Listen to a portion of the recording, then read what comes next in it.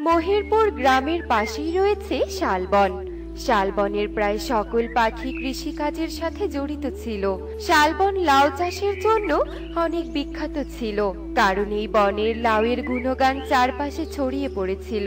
টুনি, দেখো, এবার আমার জমি লাউয়ের ফলন বেশ ভালো হয়েছে, আর আগের থেকে এবার লাউয়ের চাহিদা অনেক বেশি।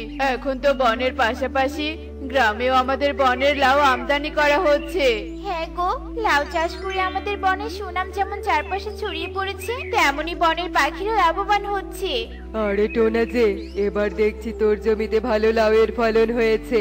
হ্যাঁ মোড়ল মশাই, এবার শুধু আমার নয়, পুরো বনের যারাই লাউ চাষ করেছে তাদেরই ফলন ভালো হয়েছে।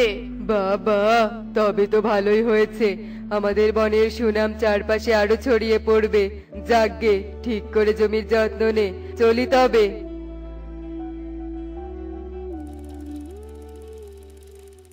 টোনা, তুই এখানে বসে খাবার খাচ্ছিস, আর ওইদিকে যে সর্বনাশ হয়ে গেছে।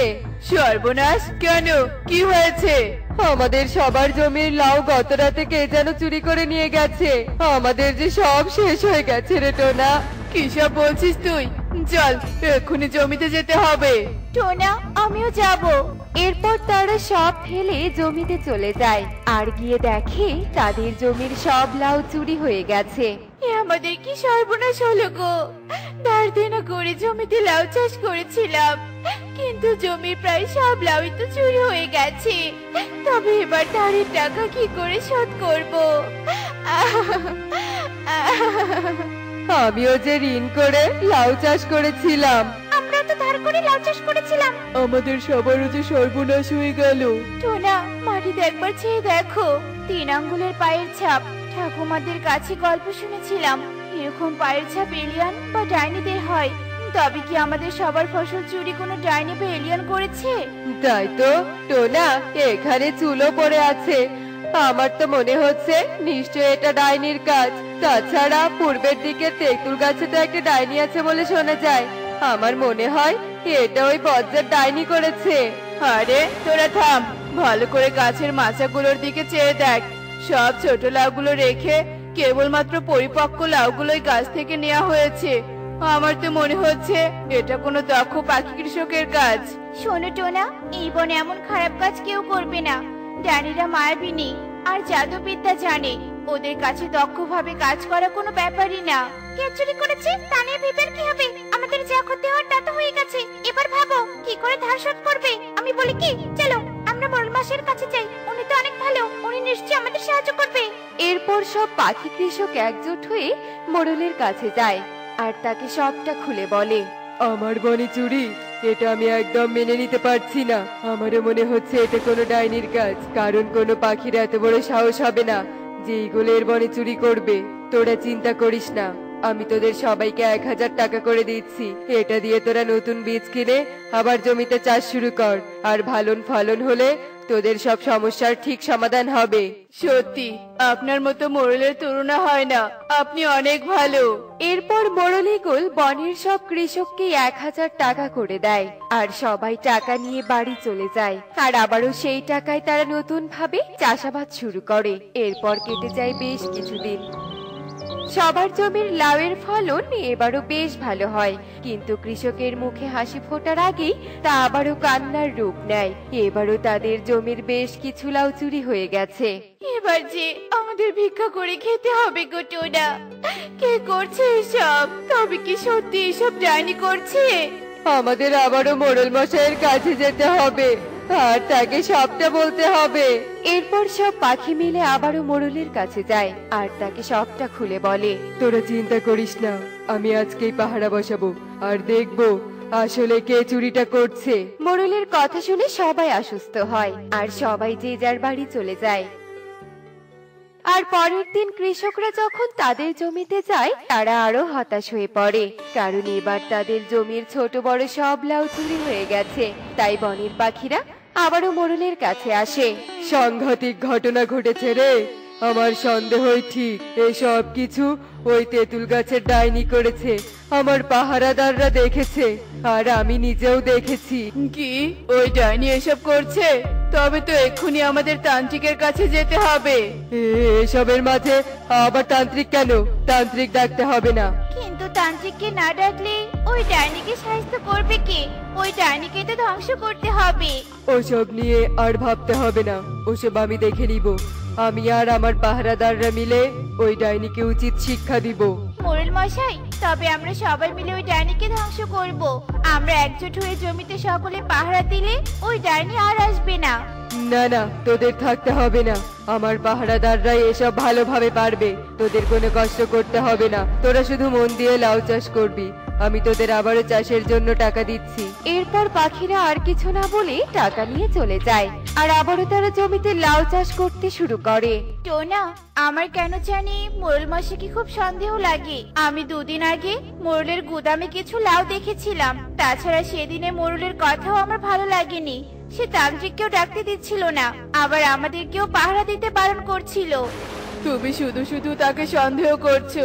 সে যদি এমন করতো তবে কি আমাদের টাকা দিয়ে সাহায্য করতো বলো? আরে গাধা, সব লাউ যদি উনি নিয়ে থাকে তবে তো তা বিক্রি করলে উনি পাবে 1,00,000 টাকা। আর সেখানে তোমাদের বিশ্বাস অর্জন করতে 10,000 টাকা খরচ করলে তাতে ওনার কিচ্ছু যায় আসবে না। দেখো, 2-3 দিনের মধ্যে তো লাউ পরিপক্ক হবে। আমার মনে হয় আমাদের সকলের পাহারা দেওয়া উচিত। তুমি যখন বলছো তবে একবার পাহারা দেয়াই যায়। এরপর থেকে টোনাটুনি রাত হলে পাহারা দিতে শুরু করে, কিন্তু 2 দিন কেটে গেলেও তারা কারোর দেখা পায় না। কিন্তু তৃতীয় দিন ঘটে এক অবাক করা ঘটনা। টোনাটুনি দেখতে পায় বনের মোড়ল তার কিছু পাহারাদার এনে সবার জমির লাউ তুলছে। সবাই ছোট বড় সব ধরনের লাউ ছিঁড়ে একত্র কর, আর আজ কিছু গাছও ভেঙে দিস, যাতে সবাই মনে করে ওসব ডাইনি করেছে। এমনি এমনি কি ওই পাখিদের টাকা দিয়ে সাহায্য করছি? আমি তো জানি ওদের সাহায্য না করলে ওরা লাউ চাষ করতে পারবে না। আর ওরা যদি লাউ চাষ করতে না পারে তবে আমার লাভ হবে কি করে? আমি যে চড়া দামে এসব লাউ বিদেশে রপ্তানি করি, কদিন পর তো আমি হয়ে যাব কোটিপতি। জি মোড়ল মশাই, আপনি এত খারাপ, আর আমরা আপনাকে কত সম্মান করতাম। আপনি অনেক পাপ করে ফেলেছেন, এবার আপনাকে সব পাপের শাস্তি পেতে হবে। টুনি, বনের সবাইকে খবর দাও, বনের মোড়ল চোর ধরা পড়েছে। মোড়লকে ধরা পড়তে দেখে মোড়লের পাহারাদাররা সবাই তাকে একা ফেলে রেখেই পালিয়ে যায়। এদিকে টুনির খবরে বনের সব পাখিরা সেখানে এসে হাজির হয়। ছি ছি, এই মোড়লের উচিত শিক্ষা দেওয়া উচিত। এই সবাই লাউচার মোড়লকে মেরে বন থেকে তাড়িয়ে দাও। না না, তোমরা এটা করো না, ওকে আমরা পুলিশের হাতে তুলে দিব। এরপর মোড়লকে বনের সবাই পুলিশের হাতে তুলে দেয়। তো বন্ধুরা, দেখলে তো সত্যি কখনো চাপা থাকে না, তা ঠিকই একদিন না একদিন প্রকাশ পায়। এমনই সব মজার মজার শিক্ষণীয় টুনি পাখির গল্প দেখতে আমাদের সাথেই থেকো। আর গল্পটি কেমন হয়েছে তা কমেন্টে জানাতে ভুলো না কিন্তু। Bye bye. টুকি, একটু দ্রুত, দেরি হয়ে যাচ্ছে তো। ফল খুঁজে আবার সেগুলো বাজারে বিক্রি করতে হবে। আমি আর দ্রুত উঠতে পারছি না, আমার পাখা খুব ব্যথা করছে। তোর পাখা ব্যথা করবে জন্য তোকে ফল খুঁজতে নিয়ে আসতে চাইনি, কিন্তু তোর জেদের জন্য নিয়ে আসতে হলো। এখন বুঝলি তো, মা বাবার কথা সবসময় শুনতে হয়। হ্যাঁ মা, বুঝেছি। আর কখনো তোমাদের সাথে আসার জন্য জেদ করবো না। আর আজকের জন্য তুমি আমাকে ক্ষমা করে দাও। আচ্ছা ঠিক আছে, এবার চল আর একটু কষ্ট করে। এভাবে মা মেয়ে কথা বলতে বলতে বনের গভীরে চলে আসে, আর দুজনে মিলে গাছে গাছে ফল খুঁজতে থাকে। মা, সে কখন থেকে খুঁজছে, কিন্তু এখনো তো একটা ফলও পেলাম না। তাহলে এবার কি হবে মা? জানি না রে মা, কি হবে। তার উপর ঘরে আজ খাওয়ার মতো কিছুই নেই। ভেবেছিলাম আজ যা ফল পাবো তা বিক্রি করে খাবার কিনবো। বিধাতা যে আমার কপালে আজ কি রেখেছে তা বিধাতাই ভালো জানে। চল ওদিকটায় যাই। টুনি টুকি অন্যদিকে যায় ফল খুঁজতে। এদিকে আরো বেশ কিছুক্ষণ কেটে যায়। আজ আর ফল পাবো না, আজ কপালটাই খারাপ। চল রে মা, ফিরে যাই। হ্যাঁ মা, চলো। ওরা দুজন চলে যেতে ধরে, ঠিক তখনই পাশে থাকা একটা ছোট্ট গাছ ওদেরকে ডেকে ওঠে। এই যে পাখিরা, তোমরা চলে যেও না, আমাকে একটু সাহায্য করো। আমিও যা শুনলাম তুমিও কি তাই শুনলে? হ্যাঁ রে মা, আমিও তো তাই শুনলাম, কিন্তু কে ডাকলো আমাদের? কে কে ডাকলে? এই তো আমি গাছ তোমাদের সামনে। ও মা, গাছ তুমি কথা বলতে পারো কি করে? অন্য কোনো গাছ তো কথা বলতে পারে না। আমি জাদুই সাত ফলের গাছ, তাই কথা বলতে পারি। তুমি জাদুই সাত ফলের গাছ, কিন্তু তোমার গাছে তো কোনো ফলই নেই, আর তুমি তাহলে এত ছোট কেন? আমি বড় ছিলাম আর আমার গাছে ভর্তি ফল ছিল। আমি সেই ফল দিয়ে অসহায় গরিব সাত পাখিতে সাহায্য করতাম, কিন্তু একদিন এক দুষ্ট তান্ত্রিকের নজরে পড়ি আমি। ওই দুষ্ট তান্ত্রিকের লোককে প্রশ্রয় দেওয়ার জন্য ও আমার জাদু শক্তি, আমার ফল সবকিছু কেড়ে নিয়ে আমাকে এই ছোট গাছে পরিণত করেছে। দয়া করে আমাকে আবার আগের মতো হতে সাহায্য করো। আহারে, তোমার সাথে খুবই খারাপ হয়েছে, আমরা তোমাকে সাহায্য করব। বলো কি করলে তুমি আগের মতো হবে? এই বনের উত্তরে একটা ঝর্ণা আছে, ওই ঝর্ণার পানি এনে আমার গোড়ায় দিলে তান্ত্রিকের দেওয়া সমস্ত অভিশাপ আর দুষ্ট জাদু কেটে যাবে, আর আমি আগের মতো হয়ে যাব। ও এই ব্যাপার, আমি এক্ষুনি যাচ্ছি ওই ঝর্ণার পানি আনতে। টুকি মা, তুই এখানেই থাক, আমি যাব আর এক্ষুনি আসবো। আচ্ছা ঠিক আছে মা, সাবধানে যাও আর সাবধানে ফিরে এসো। টুনি গাছের বলা ঝর্ণার উদ্দেশ্যে চলতে থাকে, আর কিছুক্ষণের মধ্যেই ঝর্ণার কাছে এসে উপস্থিত হয়। এই তো সেই ঝর্ণা, এর কথাই তো গাছ আমাকে বলেছে। যাই, জলদি পানি নিয়ে ফিরে আসি। টুনি এই বলে পানি নিয়ে আবারও গাছের কাছে চলে আসে। গাছ, এই দেখো, আমি তোমার কথা মতো পানি নিয়ে এসেছি। দাও ওই পানি আমার গোড়ায় দাও। টুনি গাছের কথা মতো ঝর্ণার পানি গাছের গোড়ায় দেয়, আর সাথে সাথেই গাছটা ছোট থেকে বড় হয়ে যায়, আর সেই গাছে সাত ফলে পরিপূর্ণ হয়ে ওঠে। এতদিন পর আসল রূপ ফিরে শান্তি পাচ্ছি। টুনি, তোমাকে অনেক ধন্যবাদ। তুমি আমাকে সাহায্য না করলে আমি সারা জীবন এমনই থেকে যেতাম। এভাবে বলো না গাছ বন্ধু, পাখি হয়ে তোমাকে সাহায্য করা আমার দায়িত্ব। তুমি সত্যি অনেক উপকারী। আজ থেকে তুমি আমার গাছ থেকে রোজ ফল নিয়ে যাবে, কেমন? সত্যি বলছো গাছ? হ্যাঁ সত্যি বলছি। ইয়ে কি মজা, কি মজা। আজ থেকে মাকে আর কষ্ট করে ফল খুঁজতে হবে না। গাছ, দাও তোমার ফল দাও, আমরা বাজারে ফল বিক্রি করতে যাব। টুকির কথা শুনে গাছ অনেকগুলো ফল নিচে ফেলে। মা, আমাদের ঘরটা তো অনেক পুরনো হয়ে গিয়েছে, সামনে আবার শীতকাল, তাই বলি কি এই ঘরটা ভেঙে সুন্দর করে আরেকটা নতুন ঘর যদি বানাতে তাহলে বেশ ভালো হতো। তুই তো অনেক ভালো কথা মনে করে দিয়েছিস রে মা। কাজের চাপে ঘর বানানোর কথা ভুলে গিয়েছিলাম। ফল বিক্রি করে বেশ কয়েকটা টাকা জমিয়েছি, এক্ষুনি ওই টাকা দিয়ে নতুন ঘর বানানোর জন্য সরঞ্জাম কিনে নিয়ে আসছি। বলেই টুনি চলে যায় নতুন ঘরের জন্য আসবাবপত্র কিনতে। এদিকে কালু মেরা নাম দুষ্টমি মেরা কাম, এই কালু মেরা নাম দুষ্টমি মেরা কাম, লা লা লা লা লা। কালু, তুমি এখানে গান গাইছো, আর ওইদিকে টুনি সহ বনের অনেকেই শীতের হাত থেকে বাঁচার জন্য নতুন ঘর বানাচ্ছে। তা তুমি কবে আমাদের নতুন ঘর বানাবে শুনি? আমি কিন্তু এবারে শীতে একটা নতুন ঘর চাই, মানে চাই। আরে মেরা পিয়ারি বউ, তুমি এত চিন্তা করছো কেন? হ্যাঁ, আমাদের কষ্ট করে নতুন ঘর বানানো লাগবে না, বুঝেছো? আমি কোনো একটা পাখির কাছ থেকে নতুন ঘর চিনিয়ে নিয়ে সেটাতে থাকবো।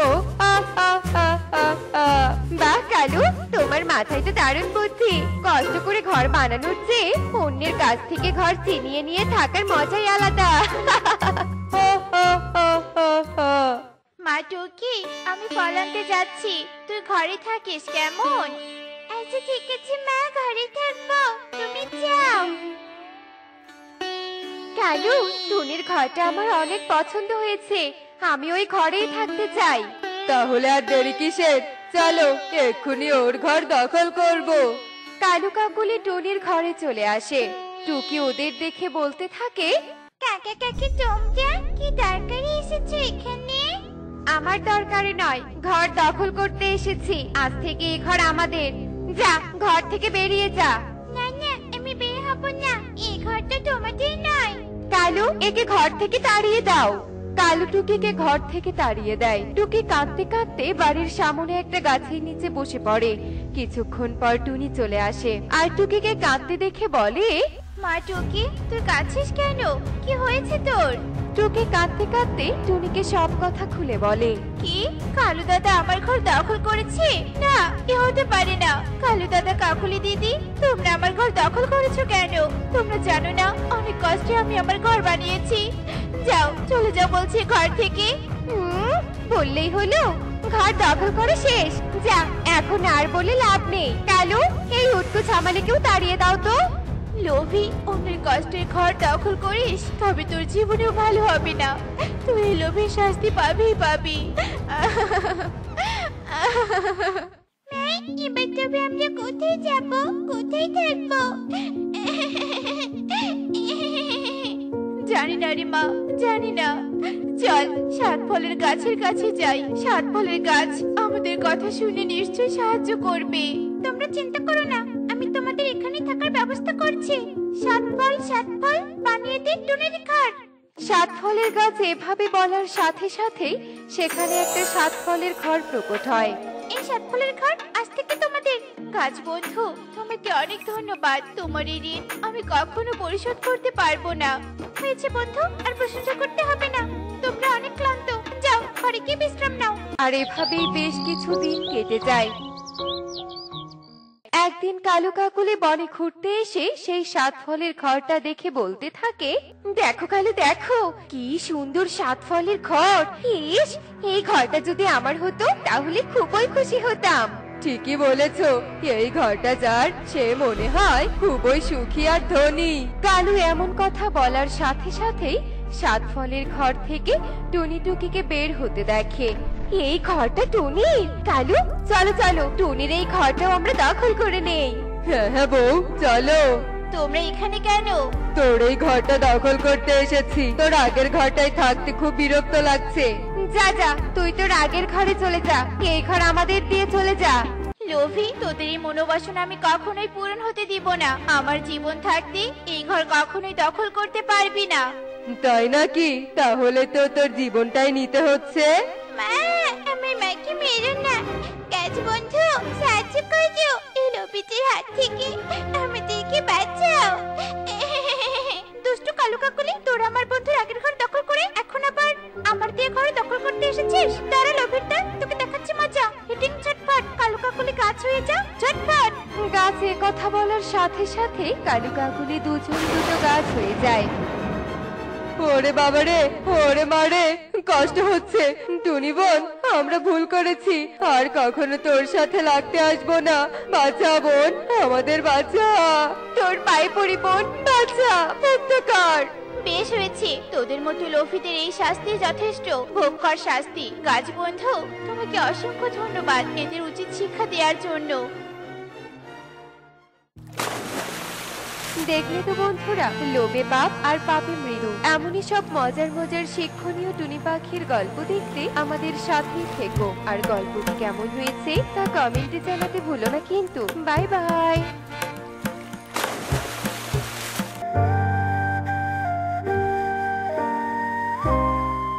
অনেকটা পথ এলাম, কোথাও তো শুকনো কাঠ পেলাম না। আর কিছু দূর পথ এগিয়ে দেখি শুকনো কাঠ পাই কিনা। এরপর টুনি আরো কিছু দূর পথ এগোতে থাকে, আর যেতে যেতে এক বৃদ্ধার সাথে দেখা হয়ে যায়। এ কি বুড়িমা, আপনি এই ঘন বনে কি করছেন? আমি আমার বাসার পথ খুঁজে পাচ্ছি না রে টুনি। কোথা থেকে যে কোথায় চলে এলাম বুঝতেই পারছি না। টুনি, আমাকে আমার বাসার পথ দেখিয়ে দিবি? হ্যাঁ বুড়িমা, আপনি আমার সাথে আসুন। এরপর বৃদ্ধা টুনির সাথে চলে যায়। বুড়িমা, এই পথ দিয়ে আপনি আপনার বাসায় যেতে পারবেন। আর এই নিন, এখানে কিছু খাবার আছে, আপনি খেয়ে নেবেন। আচ্ছা রে মা, আচ্ছা রে, ঠিক আছে। তুই অনেক ভালো, তুই অনেক সুখে থাক, আমি এখন চলি। এই বলে বৃদ্ধা সেখান থেকে চলে যায়। টুনিও আবার বনের ভেতরে চলে যায় আর শুকনো কাঠ খুঁজতে থাকে। কাঠ খুঁজতে খুঁজতে হঠাৎ এক তান্ত্রিকের সাথে দেখা হয়। টুনিমা, এদিকে শুনে যা তো। এরপর টুনি তান্ত্রিকের কাছে চলে যায়। হ্যাঁ তান্ত্রিক বাবা, বলুন। টুনি, আমার অনেক পানি পিপাসা পেয়েছে, তুই আমাকে কিছু পানি খাওয়াতে পারবি? আচ্ছা ঠিক আছে তান্ত্রিক বাবা, আমি এক্ষুনি পানি নিয়ে আসছি। এই বলে টুনি নদীতে চলে যায় আর পানি নিয়ে এসে তান্ত্রিককে খাইয়ে দেয়। টুনি, তোর মন অনেক বড়। বল টুনি, তুই আমার কাছে কি চাস? সোনা, রূপা, হীরা, তুই যা চাবি আমি তোকে তাই দিব। না তান্ত্রিক বাবা, আমার এসব কিছুই চাই না। আমি যে আপনাকে সাহায্য করতে পেরেছি এতেই আমি অনেক খুশি। সুখী হ রে টুনি মা, সুখী হ। টুনি, এখন তুই তোর কাজে চলে যা। আচ্ছা ঠিক আছে তান্ত্রিক বাবা। এরপর টনি আরো সামনের দিকে এগোতে থাকে। ওই তো একটা শুকনো গাছ দেখা যাচ্ছে। যাক বাবা, অবশেষে একটা শুকনো গাছ পেলাম। এরপর টনি শুকনো গাছের কাছে চলে যায়। এ কি লাল পেয়ারা? লাল আবার পেয়ারা হয় নাকি? আমি তো আগে কখনো দেখিনি। গাছটা কি কাটবো? না না, কেমন জানি লাগছে গাছটা কাটতে। অনেক মায়াবী পেয়ারা গাছ। আমি বরং নদী থেকে কিছু পানি এনে গাছে ঢেলে দেই। এই বলে টনি নদী থেকে কিছু পানি নিয়ে এসে গাছে ঢেলে দেয়, আর সাথে সাথে গাছটা অনেক সুন্দর আর সতেজ হয়ে ওঠে। এ কি, পানি দেওয়ার সাথে সাথে পেয়ারা গাছ এত সুন্দর আর সতেজ হয়ে গেল? আমি তো নিজের চোখে বিশ্বাসই করতে পারছি না। হ্যাঁ টুনি, আমি এক জাদুই পেয়ারা গাছ। আমি অনেকটাই শুকনো হয়ে গিয়েছিলাম, কিন্তু তুমি আমাকে আমার প্রাণ ফিরিয়ে দিয়েছো। তোমাকে অনেক ধন্যবাদ টুনি। বলো টুনি, তোমাকে আমি কি দিয়ে সাহায্য করতে পারি? আমার কিছু চাই না পেয়ারা গাছ। তা বলে কি হবে টুনি? বলো, তুমি আমাকে সাহায্য করেছো আর আমি তোমাকে সাহায্য করব না, তা তো হবে না। এই নাও টুনি, স্বর্ণের কলস। এ কি, এত স্বর্ণ? কিন্তু পেয়ারা গাছ, আমি এত স্বর্ণ নিয়ে কি করব? তোমার যেটুকু স্বর্ণ লাগে তোমার কাছে রাখবে, আর বাকিগুলো গরিব দুঃখীদের দিয়ে সাহায্য করবে। আর হ্যাঁ, এই নাও দুটো লাল পেয়ারা। যারা অনেক অসুস্থ হবে তাদের এই লাল পেয়ারা খাইয়ে দিলে সাথে সাথে সুস্থ হয়ে যাবে। তোমাকে অনেক ধন্যবাদ পেয়ারা গাছ। আমি তাহলে এখন আসি। এরপর টনি স্বর্ণের হাড়ি আর লাল পেয়ারা নিয়ে তার বাসায় চলে যায়। আর এভাবেই সেই দিন কেটে যায়। পরের দিন সকালে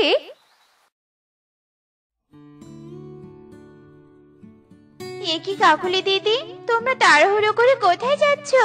কেন, তুই জানিস না বুঝি? সুখী হঠাৎ অনেক অসুস্থ হয়েছে, তাই তাকে দেখতে যাচ্ছি। সুখী দিদি হঠাৎ অসুস্থ?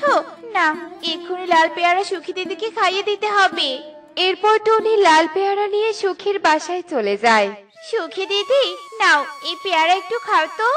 এরপর টুনি সুখীকে লাল পেয়ারা খাইয়ে দেয়, আর সাথে সাথে সুখী ভালো হয়ে যায়। আর সবাই এসব দেখে অনেক খুশি হয়ে যায়।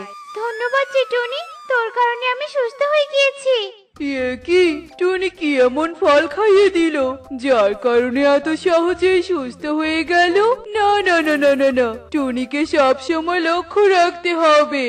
এভাবেই টুনি একে একে বনের অসুস্থ পাখিদের সুস্থ করে তোলে, আর গরিব দুঃখীদের স্বর্ণ দিয়ে সাহায্য করে। অন্যদিকে দুষ্টু শিয়াল এসব লক্ষ্য করতে থাকে। আরে, টুনি এত স্বর্ণ কোথায় পেল? টুনি হয়তো বনের ভিতরে এই পেয়ারা গাছ পেয়েছে। আমাকেও এত স্বর্ণ পেতে হবে, তাহলে আমি অনেক ধনী হয়ে যাব। আহ আহ আহ আহ আহ।